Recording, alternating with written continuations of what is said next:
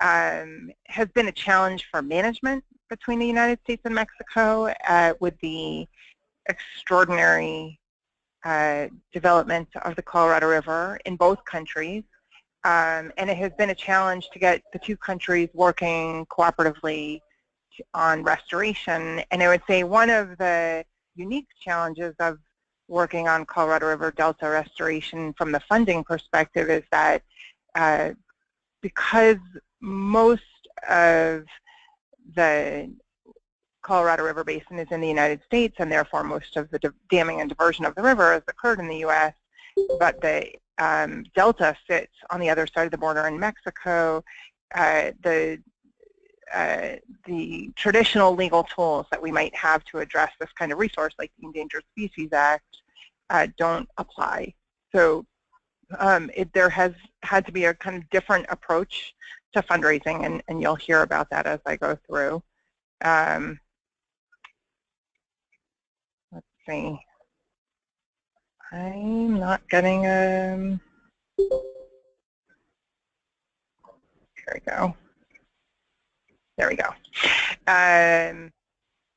So just at a super high level describing the work there, it is a border resource. The river channel itself in the delta downstream of the last dam on the river runs for about 100 miles until it hits the upper Gulf of California, and much, but not all of that river channel has been desiccated really since the early 60s with the closing of the Glen Canyon Dam as sort of the big marker in the history of the Colorado River, where at that time all excess flows that weren't destined for a water user downstream were being captured behind that dam. There have been some big flood periods in the 80s, so it's not to say that it hasn't flowed at some times down there. And in addition, there are ag drains related to local operations in the Mexicali Valley, where Mexico uses much of its Colorado River allocation, which is roughly 10% of the river. Those drains have been keeping some remnant areas of riparian habitat alive. And if you see the picture in the lower right here, that's actually a pre-restoration picture of remnant habitat in the delta. So there are areas where there has been some substantial surface water, and it was actually the presence of those remnant habitat areas that got the conservation community interested in the restoration potential. Our colleagues in Mexico, Pro Natura Noroeste, have identified 380 species of birds in the Colorado River Delta. It's a pinch point on the Pacific Flyway, so a lot of bird diversity there. And what we learned by looking at those remnant habitat patches is that a little water can go a very long way.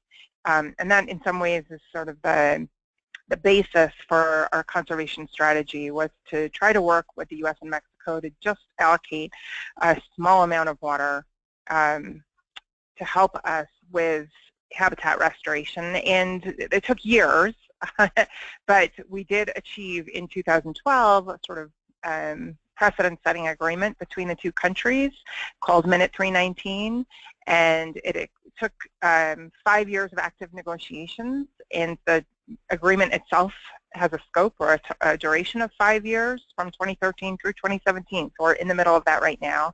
And as Steve mentioned, we are working on renewing and extending that agreement. I have to note that this agreement is not only about the environment, it includes a broad array of reforms to Colorado River management in the border context, including having Mexico share in Colorado River shortages. And that's really important at this moment as we're looking at climate warming impacts on the basin's water supply, and every state is looking at having to reduce Colorado River water usage. So having Mexico part of that is crucial. And what I think is inspiring to me as a conservation advocate is to know that within the framework of an agreement that is reducing water use overall, we were able to secure commitments from the U.S. and Mexico to allocate some water to the environment in the Colorado River Delta for the first time. And that, in some ways, is a model that we'd like to see replicated elsewhere in the basin. The commitments were not only to deliver water, but also to deliver some dollars, and some of those commitments for water and dollars were made by the NGOs, in some ways matching what the U.S. and Mexican federal governments were doing. And that set us up with a fundraising obligation.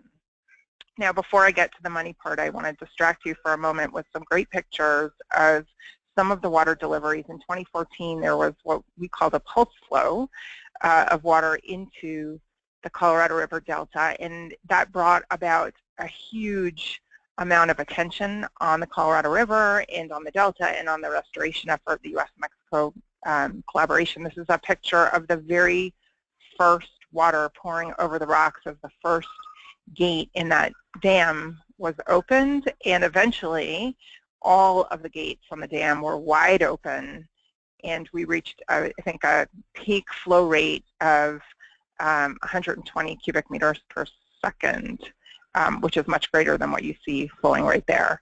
As water began to flow, and understands that this flow was a sort of demonstration environmental flow, and we were doing it to restore habitat and refresh habitat.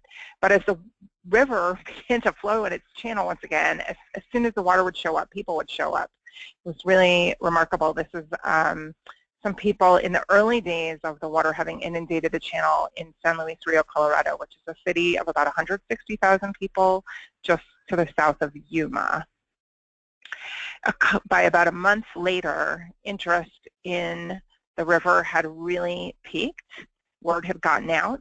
Moreover, we ran into Semana Santa, which is Easter week, and a big holiday in Mexico, and there was a veritable festival on the banks of the river. I mean, there were mariachi bands. You can see here someone brought a sort of carnival ride down. There were barbecues. It was a real spontaneous and wonderful river festival. Towards the end of the pulse flow, which there were, the release itself lasted about 8 weeks. Towards the end, we actually saw the fresh water from the Colorado River heading towards the salt water of the upper Gulf of California. This is a picture taken, I think, in May of 2014, maybe May 14th, and actually this picture was taken on the 15th, and you can see that those waters did touch for the first time, we think, in a couple of decades, that there was actually flow down the Colorado River channel that made it into the upper Gulf. Not perhaps an ecologically significant flow, but absolutely iconic, remarked upon globally, and sort of symbolic for people that the river was once again reaching its natural destination. So now I want to switch to the fundraising piece, and just to remind you, as I mentioned before, that the funding is needed for restoration activities, and you can see here what that looks like. It's people preparing land, removing non-natives, preparing land, and planting trees. And I just wanted to show a picture of what this looks like as it begins to scale up. This shot, I think, beautifully illustrates what can happen when conservation groups work at this for a while and have the resources that they need to implement. You can begin to see a real difference in the riparian corridor. We also needed funding for the NGO component of water acquisition and delivery, and we call that the base flow delivery. So the two federal governments were responsible for that big pulse flow, and the NGO coalition worked on base flow, which is essentially a smaller flow of water available through the growing season the rest of the time through that 5-year scope to make sure that the areas that we're planting, as well as the areas that were regenerated from the pulse flow, are able to survive, because otherwise it is a fairly arid landscape.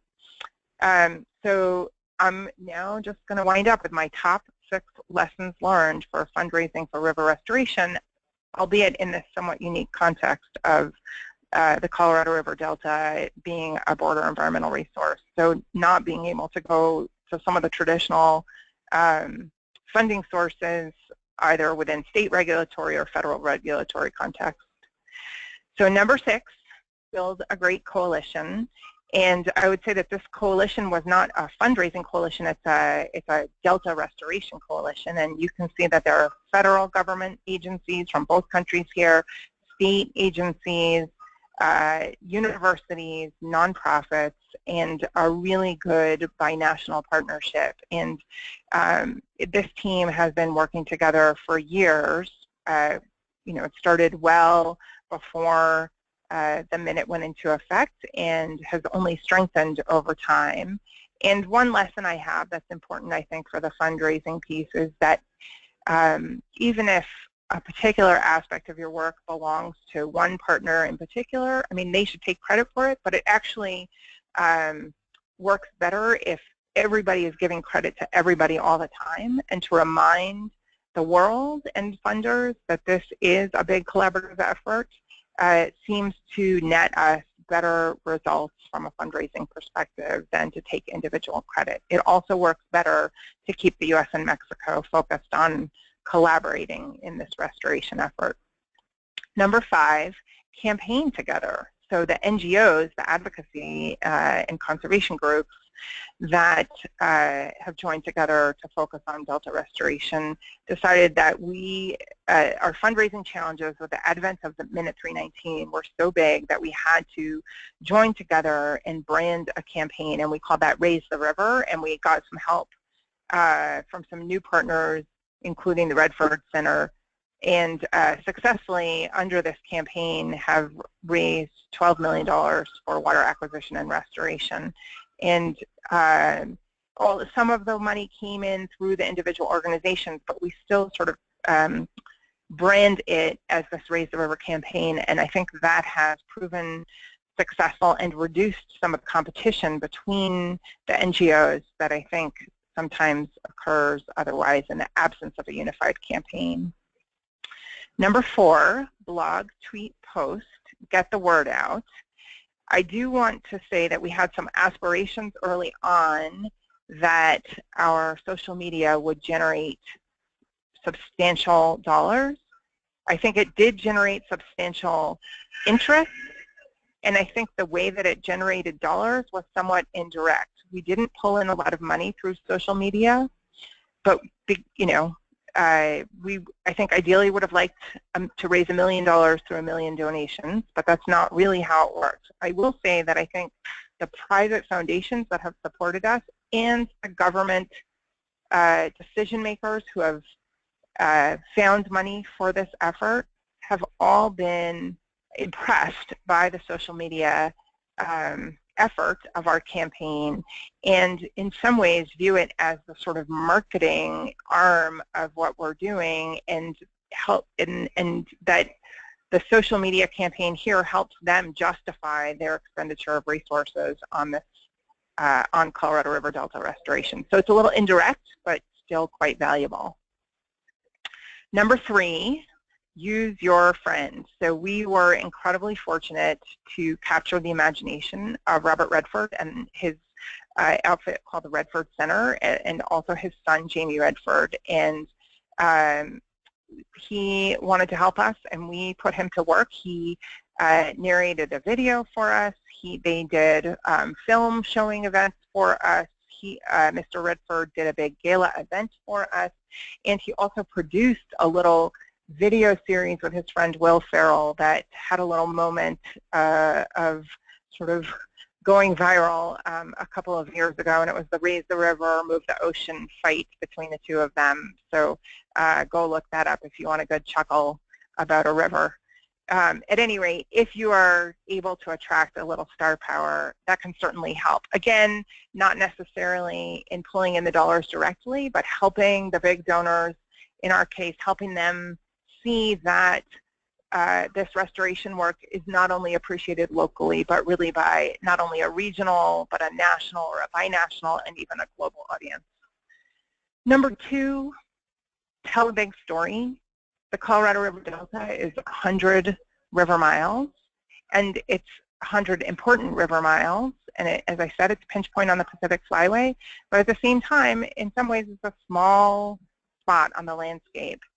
We elevated the importance of that story by framing it in the context of the challenges of water management in the Colorado River Basin. And in fact, the Delta is a product of those challenges. So there's nothing sort of disingenuous about that framing, but we took advantage of it and, again, helped people see the importance of this issue. And then I would say our number one lesson learned is offer hope. And maybe anyone who's worked in conservation understands this, but there's a sort of style of environmental advocacy that is trying to stop bad things from happening, and there's a whole other style or approach that is to restore and rebuild and repair. And river restoration definitely falls into that latter camp of restore, rebuild, repair, and selling that to funders is easier, I think. And if you can continue to hit on the positive aspects of that and show people that there is hope for the future, I think of engaging funders at the scale that you need are great. So those are my lessons, and it's been joy of my professional life to get to do this work. I feel like the luckiest person alive, and I'm happy to answer any questions. Or maybe, Steve, we want to leave questions to the end.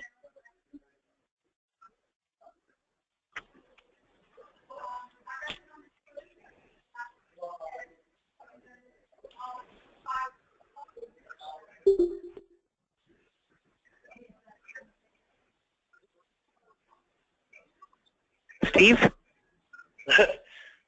Steve? Maybe we lost him.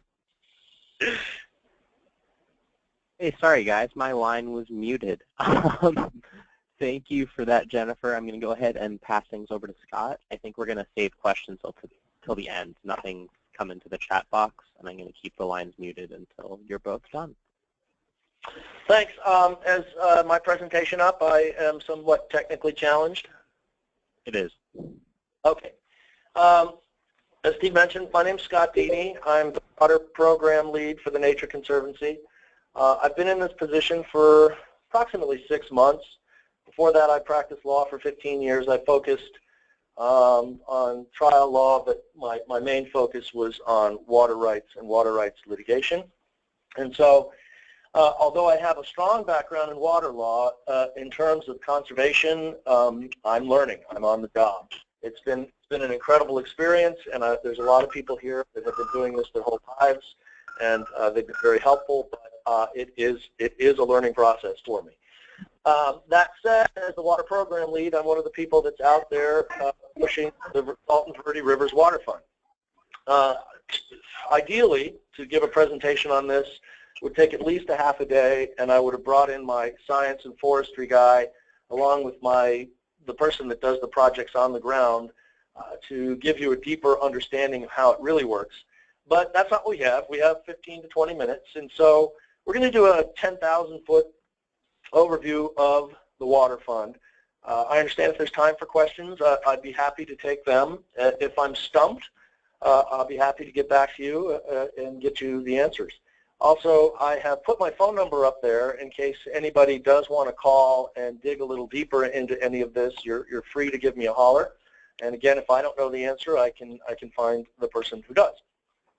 So that said, what is a water fund? Well, generally, and I don't know, is this little bar on everybody's screen? Okay, there we go. Generally, a water fund. Here's the general definition. It's a way for communities downstream to invest upstream in a way that will improve on projects that improve the quantity and quality of water that flows down to them. Every water fund is a little different based on the facts on the ground, but this is your definition. I've got a little graphic here. And of course, now I'm frozen. 1 second here.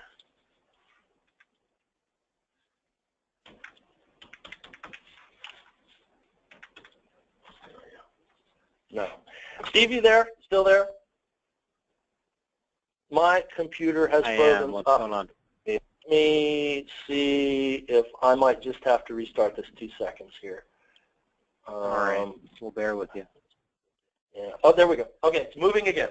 Okay, so I got a little graphic here. Here's a pictorial representation of a water fund. You can see the downstream cities, the money flowing upstream, projects are done there, the benefits flow downstream. So that's the general definition, and if you're not familiar with a water fund, this is basically what they are. TNC has a good record of implementing these water funds. You can see we've got over 24 active funds. We've got another 45 in development. The ones that we have active, the first one was established in Ecuador in 2000. We've developed them in the Northern Andes, Brazil, developed a bunch of some of them here domestically, and we're looking at developing in Africa, Asia, and Australia. We've also done water funds in areas that are facing similar issues to what we're facing here. New Mexico comes to mind. Circumstances where you have upstream development, drought, climate change, wildfires, southwestern conditions that we're all kind of used to. We have experience doing them in other areas that are similar to what we have on the ground here. So TNC overall is got a good record of performance with their water funds and has had a lot of success, not just here domestically, but globally. So the Salt-Verde rivers, why is this important? I presume that most of you on the line are very familiar with the Salt-Verde River watersheds. They flow into the valley. The Verde flows into the Salt upstream of Phoenix. The Salt flows through the city and flows into the Gila downstream. The Salt River originates in eastern Arizona and drains approximately 6,000 miles of the Mogollon Rim area. Most of the watershed is heavily forested and it's sparsely populated. It comprises mainly of tribal lands, the Apache tribes, and national forest. There are 4 storage reservoirs operated by the Salt River Project, Roosevelt, Apache, Canyon, and Saguaro reservoirs. They combined have a storage capacity of about 2 million acre-feet and were developed as part of the Reclamation Act, the 1902 Reclamation Act. In fact, Roosevelt, I used to represent SRP, so I know quite a bit about the system, and Roosevelt actually, I think, maybe was the first Reclamation Act that was, it was one of the first ones that was chosen and developed. So it's one of the older reclamation projects. The Verde originates in the Chino Valley north of Prescott. It's largely a perennial river. It drains approximately 7,000 square miles of the central Yavapai Highlands. It joins the Salt between Saguaro Reservoir and the Granite Reef Diversion Dam, and it is a significant source of municipal supply for the Phoenix area along with the Salt. There are 2 SRP water storage projects located on the Verde, Horseshoe Reservoir and Bartlett Lake. They have a combined storage capacity of a little over 300,000 acre-feet. Okay. So, reliance on the Salt and Verde rivers. More than 3.5 million residents from Sedona to the Phoenix metro area rely on surface water from the Salt and Verdes. For the 10 downstream cities, that's Phoenix metropolitan area cities that receive Salt and Verde waters, it accounts for approximately 50% of their water supply. The exact percentages vary from city to city, but overall it's approximately 50% of the water supply for those cities down here that take water from the Salt and Verde rivers, essentially are serviced by SRP. So it becomes very important because now, as we're all probably aware and have been following, potential shortages on the Colorado River. There's only so much effluent, and we've been mining groundwater. We need to continue to rely on this high-quality water from the Salt and Verde rivers. Is going to become more important if and when and if, or hopefully we don't, but if we see diminishment on the Colorado.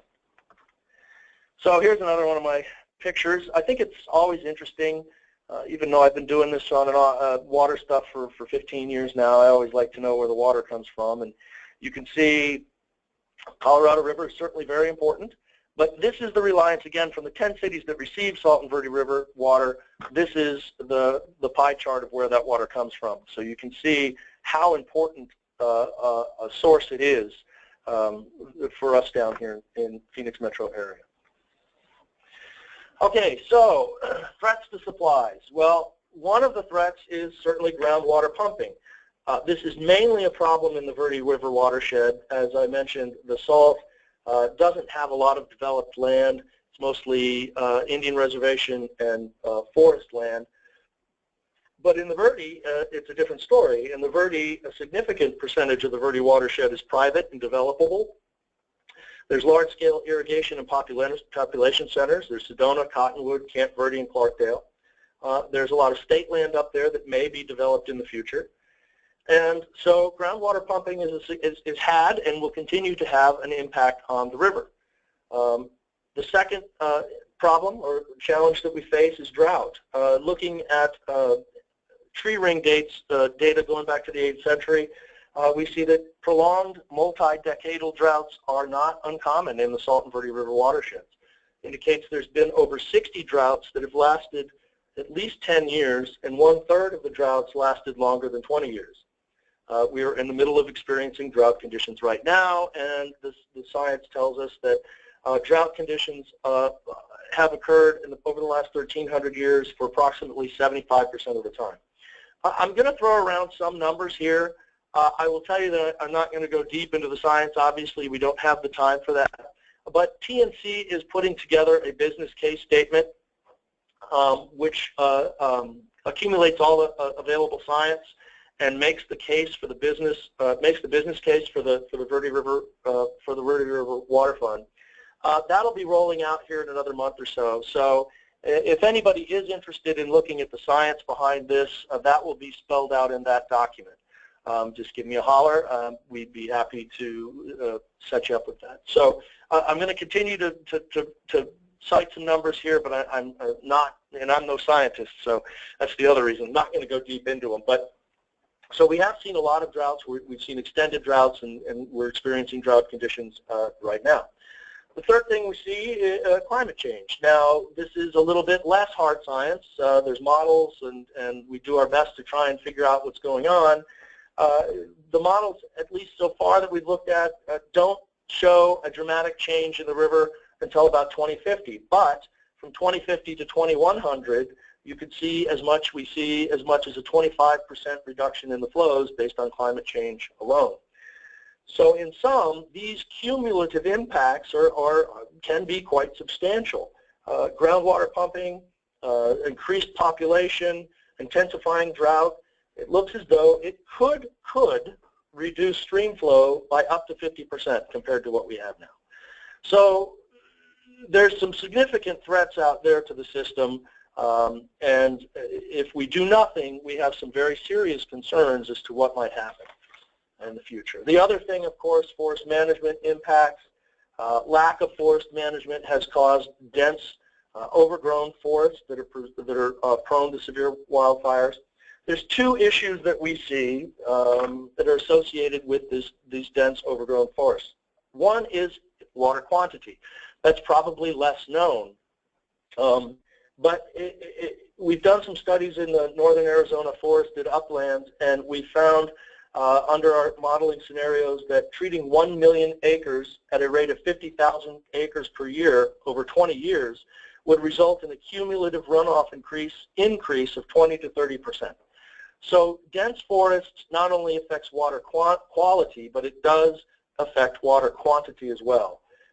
And the one that most people are more familiar with, water quality, these dense forests are much more prone to catastrophic wildfires. You then have runoff into the river of sediment, and that can degrade water quality. It can also increase sedimentation in the downstream reservoirs. So there's all kinds of problems with the way that we've managed our forests. And we've seen that here in Arizona and other places. Here's a graphic that demonstrates the total acres burned. You can see a dramatic increase between the 1980s and the 2000s. Here's some forest fire activity since 2000. Major fires in the last even 15 years. The Rodeo Fire, 2012, Willow, 2004, Wallow, 2011, Sunflower, that collectively burned nearly 2 million acres. In the heavy precipitation events that followed, they loaded the Salt River with sediment, and cause the cities to have to increase and make substantial improvements in upgrading their water treatment technology. So we've actually been somewhat lucky. We haven't had the super catastrophic event that we've seen in other states, but as I talk to most of the experts and the scientists and the people that would know better than me, they say it's only a matter of time. So that's if we do nothing, we can continue to expect to see this and potentially even much worse. So for those of you who've sat through, as I have, many of these types of presentations, they follow a very kind of predictable flow. The first part is to wield the doom and gloom mallet and get everybody concerned that the world is coming to an end and the sky is falling, and that is all true. And then they inevitably turn to, but wait, we can do something about it, and opportunity with 2 P's, I'm so excited about it. And that's exactly what I'm going to do now. So all is not lost. If we do nothing, we are facing some very serious concerns. But there are things that we can do, and there are things that we are already doing. And so the Salt-Verde Rivers Water Fund provides an opportunity for the communities, both upstream and downstream, to participate in actions that reduce their water supply risks. The fund will implement a portfolio of nature-based investments, innovative water sharing agreements in both watersheds to protect both the quantity and quality of the water flowing downstream. One of the most important things or interesting things about this particular water fund, as I mentioned, they're all a little different based on the facts on the ground. Many of the water funds that we have managed in other countries, and even maybe domestically, but particularly in other countries, there's investments downstream in projects upstream, but there aren't significant population centers upstream. In this case, we do have significant population centers upstream. And you know, in the past, as we all know, in the West, waters for fighting, whiskeys for drinking and waters for fighting, there has been, it's been an issue between the upper cities and the lower cities. I mean, it's a perennial flowing river, and it's an extremely important one. And so I think that in terms of, yes, the water fund is designed to increase the water quality and quantity and protect those. It's also an opportunity to bring the upper cities and the lower cities together to work cooperatively. So it's not just one set of individuals or communities imposing their will against the other. It's everybody kind of coming together and working on a problem that it affects all of us. So the water fund will create a sustainable funding mechanism for projects. Obviously, that's extremely important. If you don't have a sustainable funding mechanism, you implement a few projects, and if you don't have more money coming in, then you're not really going to get anywhere. So that's one of the things the water fund is designed to do. The second major important thing that it is going to do is monitor and measure project outcomes. If you're a donor or a city and you're looking at investing hundreds of thousands of dollars, you're going to want to know that that's going to a good cause. And one of the things that the water fund is designed to do is to make sure that you have an understanding of where your money's going, what it's doing, and provide you with some outcome. Design and implement cost-effective projects to close the gap. We know that in addition to the challenges that I've gone over already and talked about, increased population growth, there's going to be a gap. And the idea is that this water fund can bridge or at least close the gap between future demand and supply. And finally, the water fund will raise public awareness. We've all been following the Colorado River, what's going on with that. I mean, it's on, when I first started practicing water law 15 years ago, very few people really knew where their water came from.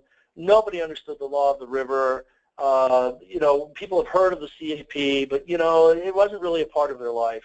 It certainly wasn't something that you read about in the newspaper like you do nowadays. I mean, it's not uncommon on the Sunday paper to see a headline on the front page, and it's talking about water. And it's not just here, it's all over the state and all over the West. And so people are becoming much more aware of where their water comes from and what challenges are associated with that. People are very aware now, I think, about the challenges on the Colorado River.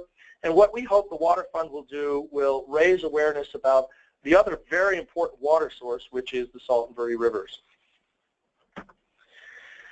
This is where we could spend all day, frankly. These are the projects that the Water Fund will entail. You've got projects on the river and in the forests. Many of the projects that you see listed under the river are we've already begun doing and we've already implemented. And so we've categorized them here as, in the river, you've got infrastructure projects and market-based agreements. Under infrastructure, you have both agriculture and urban projects.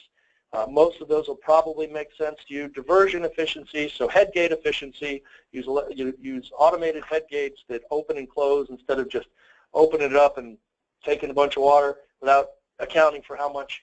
You've got conveyance efficiency in the canal systems, on-farm efficiency, converting to drip. There's a lot of things you can do on-farm to lower the consumptive use.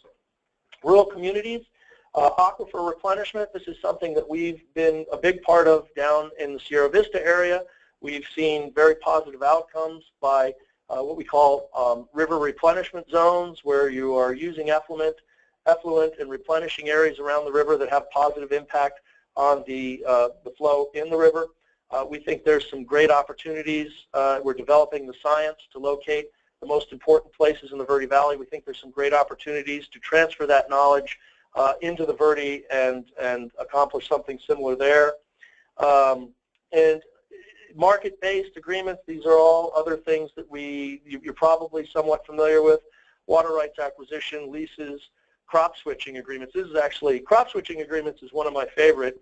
I'm a big craft beer drinker. I love my craft beer.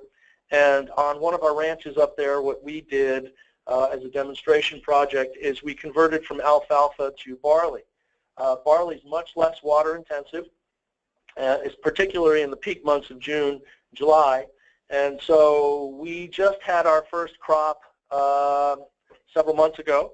We sent it to a malting house and we've had it tested, and it's come back very high quality. So we're now working with local brewers, and I'm very excited to see what the outcome of that will be and to taste what they're able to do with it. So crop switching agreements are very near and dear to my heart.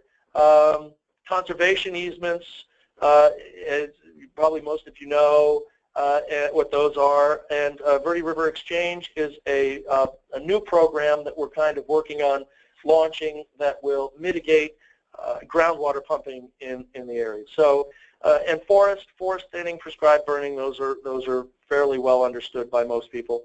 So these are the nature-based projects that we talk about when we talk about what we will be doing as part of the fund.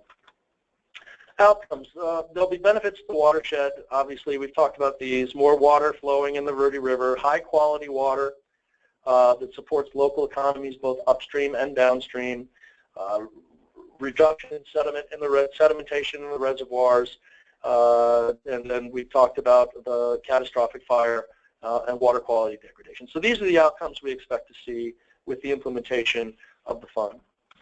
And finally, last but not least, in addition to the benefits to the watershed that we will all enjoy, the people that are participating in the fund, these are the benefits we expect them to have. A local management team.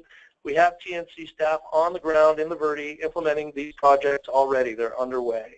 So we have a lot of experience. We a lot of public outreach up there. We know the players. We've been working with them for years. So we expect to continue to see improvement up there. Cost effective. Again, the types of projects that we're talking about, particularly the river projects, are cost effective, and we've had experience with those, and we expect to continue to see progress there. We've received matching funds from NRCS available up to $2.8 million, so use that as financial leverage to move the projects forward. Accountability, again, we've talked, it's going to be very important, and it's part of one of the benefits that investors will see is they'll get some tangible, will be able to demonstrate what their dollars are producing.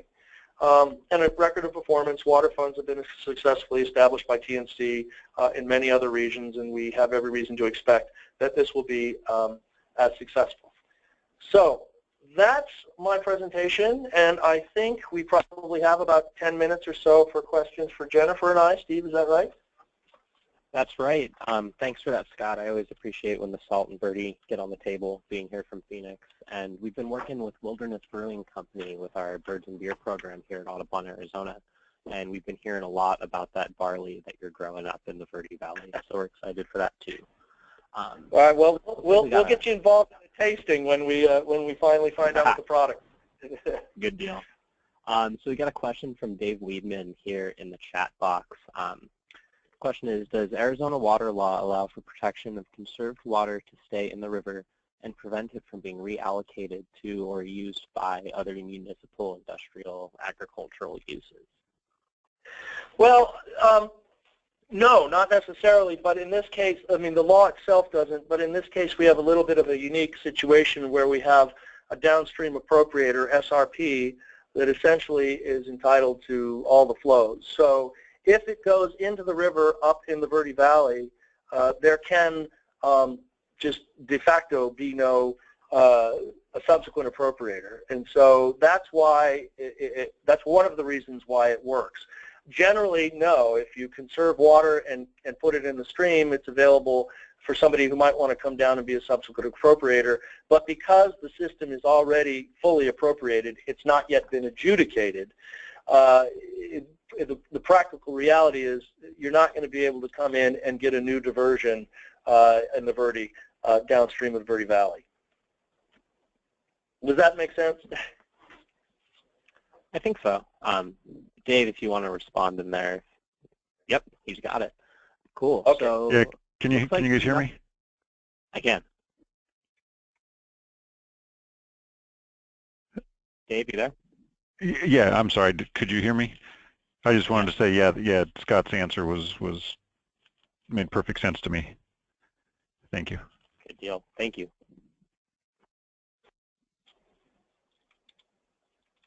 Right, and doesn't look like anything else is coming through. I'm going to unmute everyone here for a second and see if anyone wants to chime in that way. In the meantime, from Mary Walker in the chat box, are there any plans to consider establishing a water fund for the San Pedro River? Not currently, no. And I'm talking a little bit out of school here because I'm speculating. I haven't had this discussion with anybody, but from my perspective, the San Pedro is a little different because you have a couple of potentially very large, important Federal Reserve rights way up in the border of Mexico that will, once those are resolved, determine quite a bit of what happens on the San Pedro. So in that regard, there's a lot of things to be determined legally in the adjudication that would, at least in my opinion, cause me to think about what we wanted to do in the San Pedro in terms of a river fund. Ultimately, maybe, but at this point, I think there's too many questions that remain unanswered.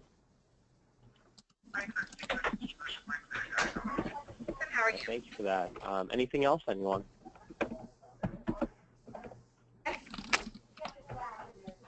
All right, all is quiet. So with that, I think we're going to close it out. Up on your screen, I've got a couple of links for you for our website, our Facebook page, our news page. There's a link there to watch past webinars where the recording of this one will eventually be posted. If you want any more information about the network, you can contact Sarah Luna. Her information is at the bottom there. That's all. So thank you, guys. The fee structure is kind of different because we have 19 employees in the facility.